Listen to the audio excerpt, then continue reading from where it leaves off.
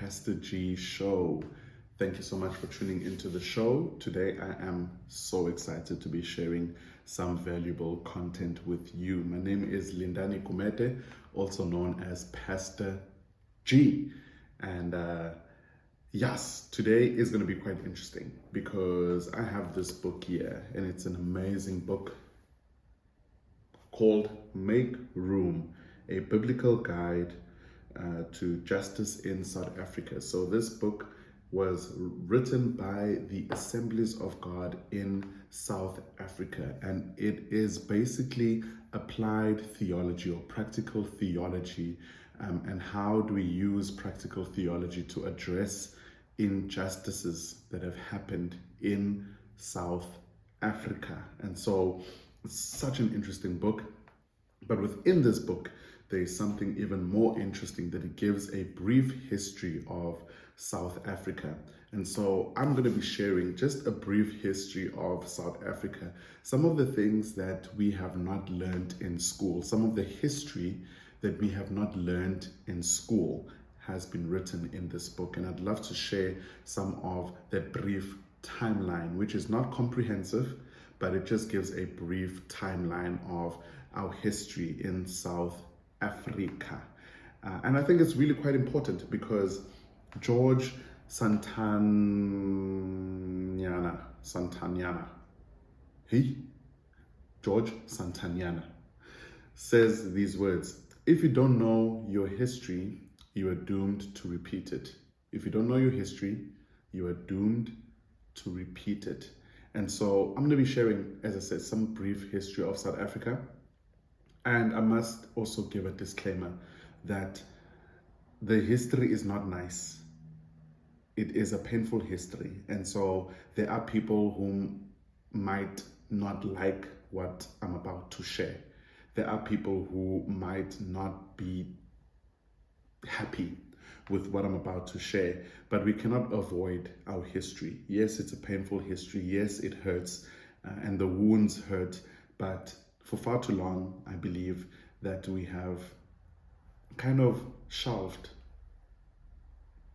or kind of not addressed the wounds of our history, and we are failing to move forward because we are failing to actually deal with some of the wounds that happened in the past, and we also failing to share the truths of the past. We cannot pretend like there are truths that need to be addressed. Oh, Frans Fanon, I'm reading his book at this moment, and he says that South Africa was built on a racial or racist structure. And if we fail to deal with that element, then we fail to build a better South Africa for all.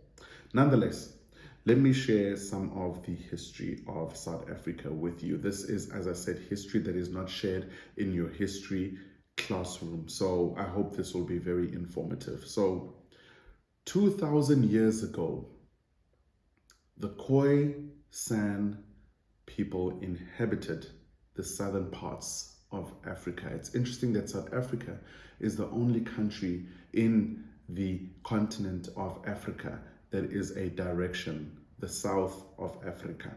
Some people would prefer to call it Azania, but it is labeled as South Africa at this moment. And 2,000 years ago, the Khoisan people inhabited this land. It is also believed, according to historians, that it is approximate that they probably inhabited this land 22,000 years ago.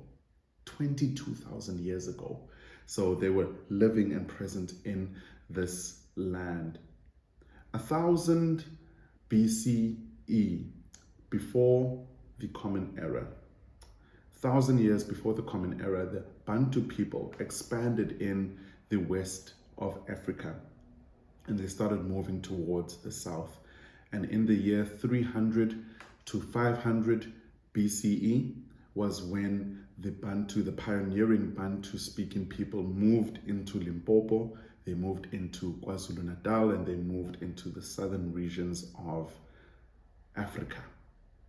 It is interesting that the Bantu speaking people and the Khoisan people then began to build a vibrant trade that was happening right here in South Africa. And that vibrant trade was trading with the likes of China. They were trading with India. They were also trading with Egypt. And so a vibrant trade was being established right here in South Africa. And in the year 1488 was when the natives of South Africa started trading with Portugal. They started trading with the Portuguese, and there was trades that were happening with the Portuguese. It's also believed, it's not in a book, but it's also believed that this is the Portuguese, once they started trading with the natives, they also tried to exploit the natives by they tried to steal one of the natives' cattle, and the natives responded, and there was fear for the natives, and there was also back and forth arguments between the Portuguese and the natives, and the Portuguese trying to take over the trade, or the vibrant trade that's happening in South Africa, and the Khoisan and the natives and the Bantu people were trying to fight back as well. But mostly within the Cape region were the Khoi and San people.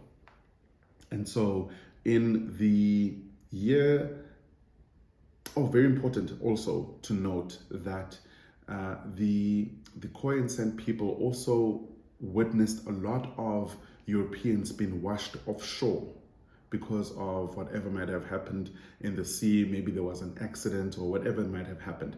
And so they witnessed a lot of Europeans being washed offshore. And so when 1652 happened, when Jan van Riebeeck entered into the Cape colony, they showed a lot of compassion for the likes of Jan van Riebeeck, because number one, he didn't have food when he came to the Cape colony. He didn't have food. And so the natives decided that they would give them their cattle, because they had a lot of cattle. They were also vibrant in their trade. They had a lot of cattle. And so they decided to show kindness to Jan van Riebeeck by giving him cattle, and giving the people also. He came with cattle and to help them to settle. In his diary, Jan van Riebeeck states that the natives had a lot of cattle and they expressed so much kindness to them, and it was odd. And even that, he shared that it could be easy to exploit these people. And so Jan van Riebeeck then decided to exploit the people by taking the cattle. And once he saw that he could take the cattle, then it evolved to taking the land, and then it evolved to labor, and taking the labor force of the people. But it's not in the book. It is history that I have learned externally from the book. Yet in 1652 till 1795, in the Common Era, the Dutch traders permanently moved to South Africa, and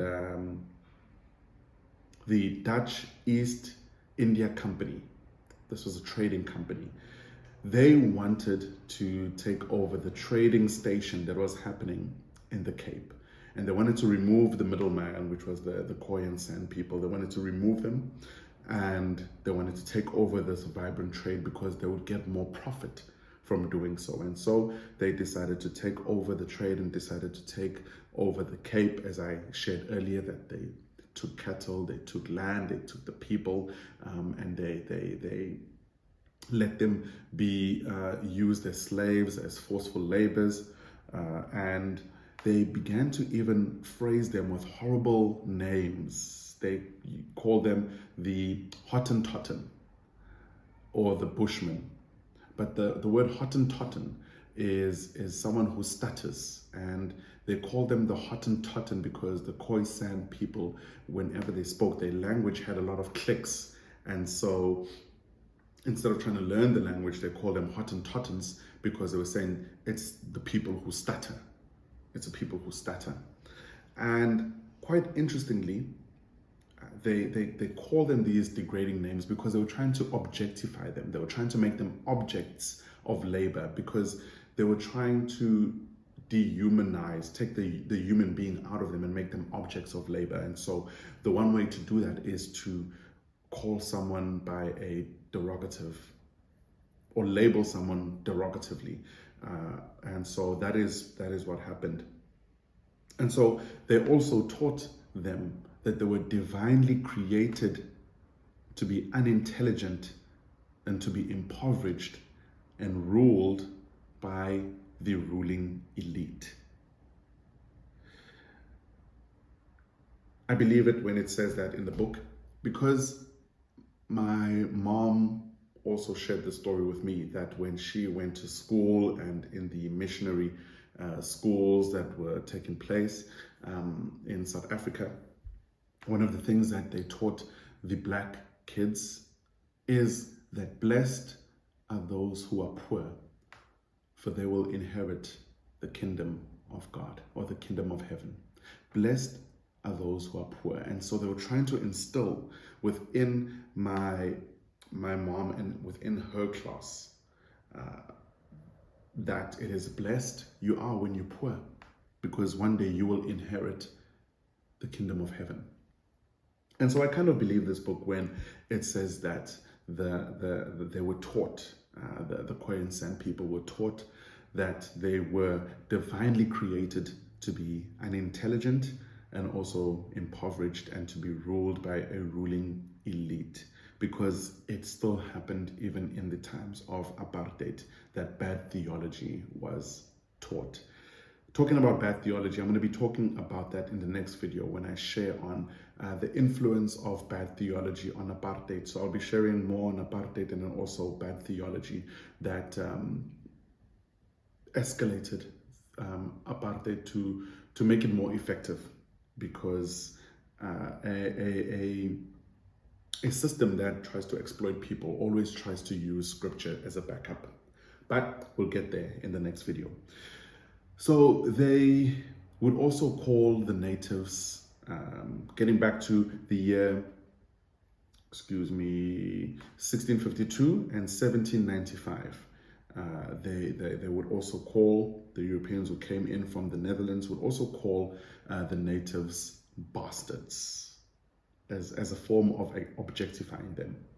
There were records of the San people, the Khoisan people, being hunted down and killed in their thousands. Records of the San people being hunted down and killed in their thousands. It's a painful history. It's an absolutely painful history. 1795 was when the British entered into this space. The British imperialism conquered the Cape Colony. And so the English then began to name the San people and also the mixed race people. They began to give them the term the Griquas, and later they called them the Coloreds. So it's interesting that the British people are the one who created this terminology, the Coloreds. Very, very interesting for me personally. When the Brits came, this was when the longest wars began to take place right here in South Africa. The longest wars that happened between the British, or the British imperialism, or the British imperialists, my words, but between the Brits and also the Khoisan Kingdom. They had the longest year, a war that ran for about 100 years. The Frontier Cape Wars, if I'm not mistaken, if I am saying it correctly, Cape Frontier Wars, yes. And so that wars lasted for about 100 years.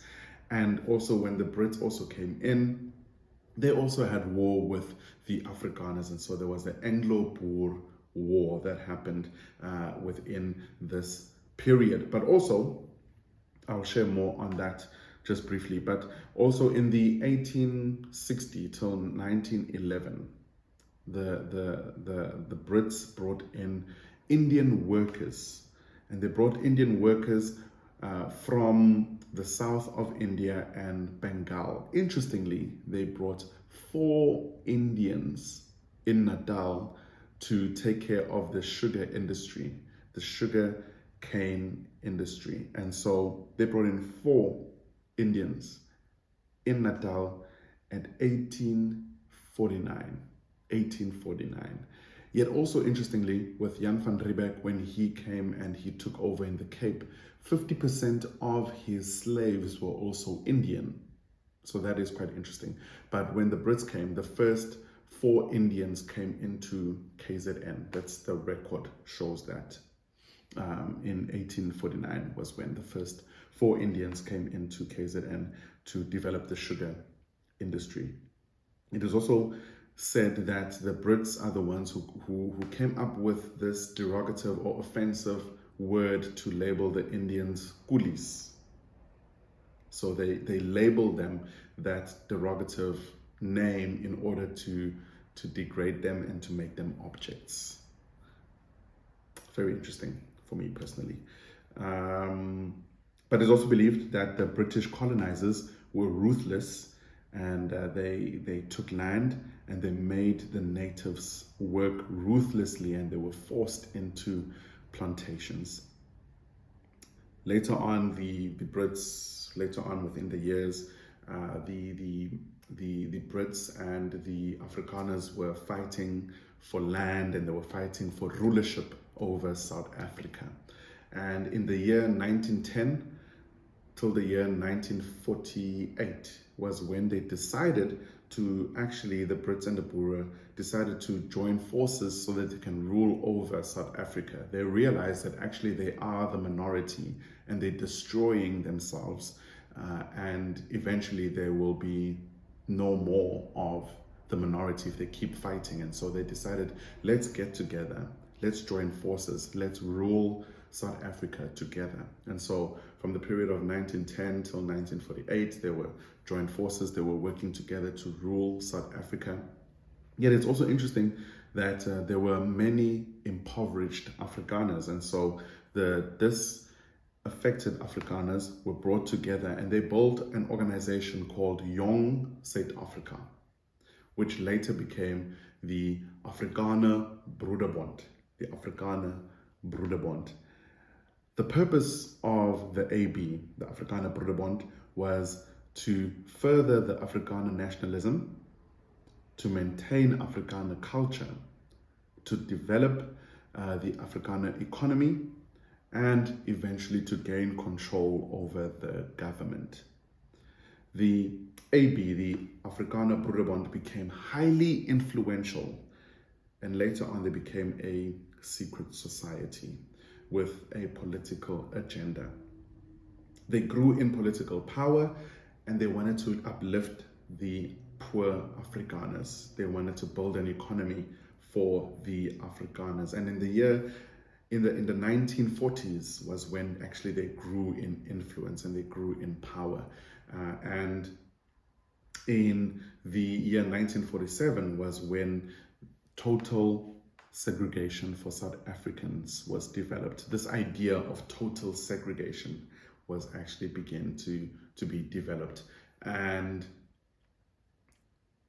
what they mastered, what the National Party mastered, was what the Groups Acts was trying to do.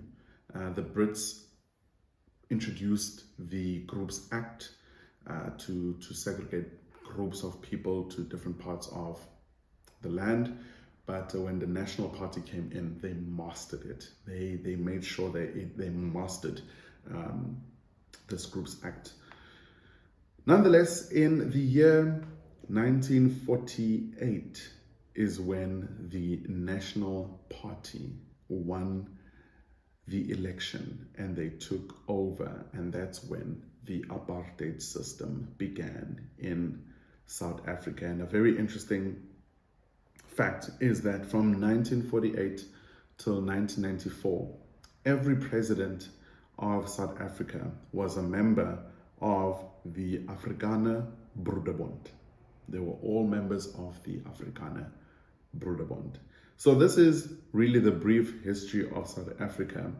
And in the next video, I'm hoping to share from 19 48 till 1994, the system of apartheid, and just sharing also on bad theology that influenced this apartheid to be a system that is really effective. And so I'll be sharing more of that in the next video. But I hope that this has been informative as you learn more of the history of South Africa. I hope that you can even maybe take it in your classrooms and have dialogue with your history teachers on the history of South Africa. Maybe you can take it to your schools, have dialogues with friends, with family on the history of South Africa. Because I believe it's important for us to know our own history as citizens. It is something that is horrible if we don't know our history. Because if we do not know our history, we are doomed to repeat it.